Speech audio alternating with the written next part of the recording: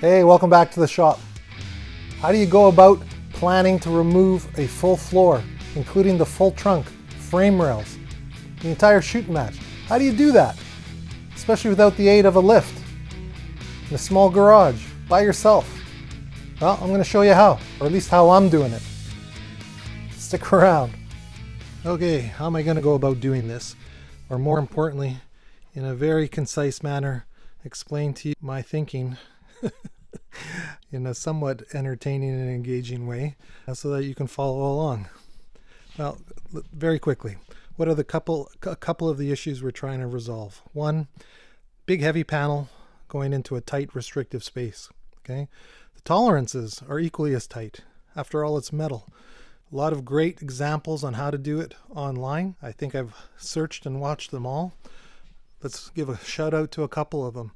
Jeff from the JamesFreddys channel, you're a rock star, buddy. You were able to bring that big panel in through the windshield, wrestle it into place all by yourself a couple of different times, fit it in place, weld it in your garage by yourself. Kudos to you. That's one example.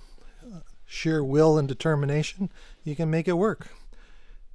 Another way of doing it, let's give a shout out to Roger at Mr. Fireman 164. He had access to a lift, so he raised his body up off the frame jig. With his frame jig, he was able to locate his frame rails, trunk, floor, DSE stuff, all accessible, easy to get to, away from the tight spaces of the car. Then he brought that back under the car and lowered it down. Okay, that's not without its challenges as well. From what I gather, the floor still has to fit above the toe board and the firewall, so you have to fandangle it in place and twist and contort the floor in order to bring the body down and get the floor above those points. And then the floor even has to fit into that tight tolerance here between the rocker and the like. It has to come down. So there's some challenges that way as well. So what do I got? I got my frame jig. This is what I plan to do. So the car was originally supported on the outside rails, the outside wheels. Okay, I have leveling screws that I was able to precisely level all four corners on that jig and did much of my work up to now in that fixed position. I've since welded on two additional rails in the middle that pick up the back 3/4 of the car. So the support that's under the rear leaf spring, the front leaf spring at the torque box, the rear subframe mount, the front subframe mount will remain fixed on the existing outside rails of the jig. The back 3/4 are supported on those new internal rails. So I am going to cut these cross members. You see the white line? I'm going to set free the back 3/4 and let it rest on those internal rails.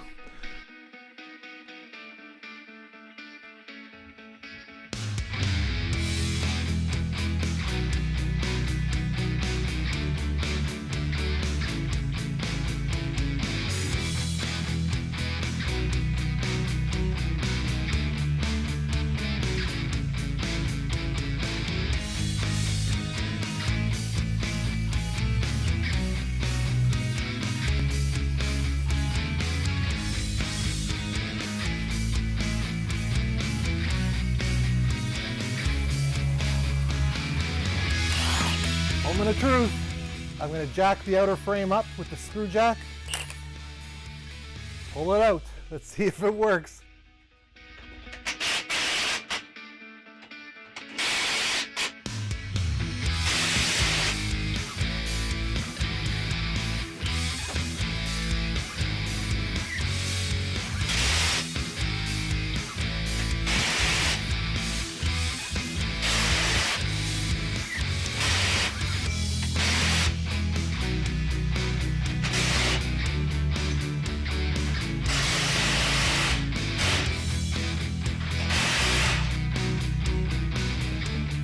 Temporary brace.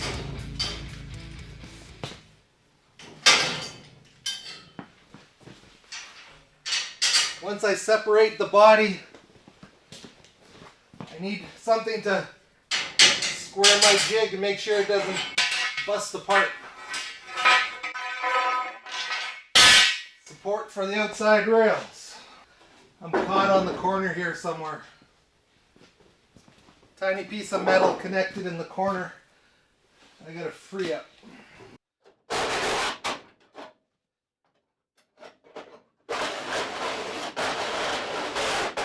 More point.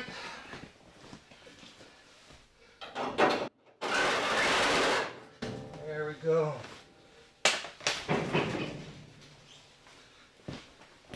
Fingers crossed.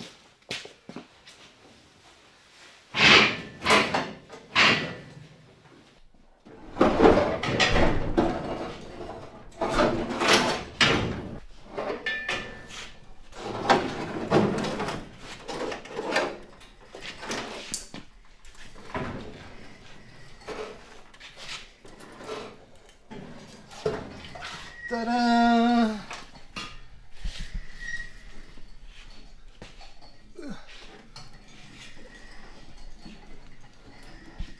Out with the old! Goodbye, rust! Wow, it worked. Yay! Take a look inside the car. Bye-bye, ugly. Bye-bye, ugly. Now I gotta come in here and clean all this up. Take the trunk drop-offs, the remnant of the tubs, anchor my trunk support, both sides, clean, prep, and in with the new. Yeah. Huge milestone. All right.